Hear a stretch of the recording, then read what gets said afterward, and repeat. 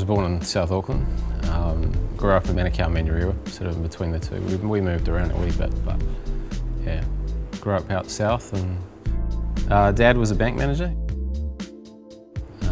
Mum was an early childhood teacher. We were quite aware that Dad had a heart condition because he'd had previously 3 heart attacks before this one. So we were kind of coached as children that this could happen, and you know, your dad's got to take certain pills and bits and pieces. And it was all, as a kid, you just thought, okay, that's fair, that's no problem. But he was a keen marathon runner. So, you know, he lived life to the full. He really did.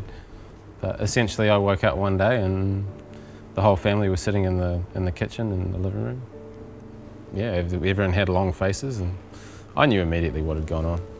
It all happened so quickly, and before you know it, you're at a funeral, and yeah, you're 12 years old thinking, oh God, what's this all about?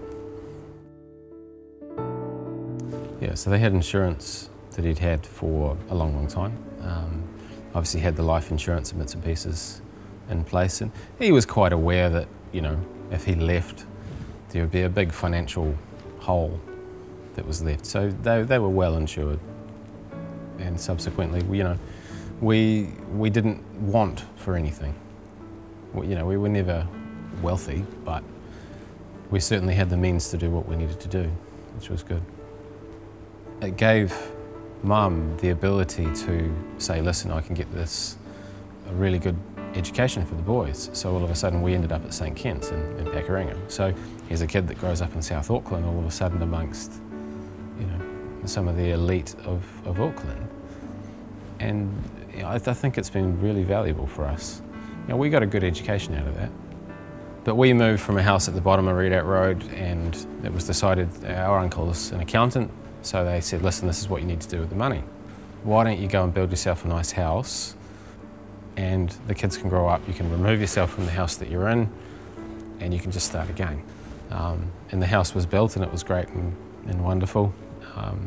And of course, in time, it was a good investment. In the end, you know, sort of 5 or 6, 7, 8 years, once we'd gone through high school and left, Mum sold the house and made some good money off it. And it was, I think for her, it was a house that she'd always wanted to have, but equally it was an investment as well. So the debt was gone, but it just meant that things could continue the way they were, if not better than what they were, but without one person there.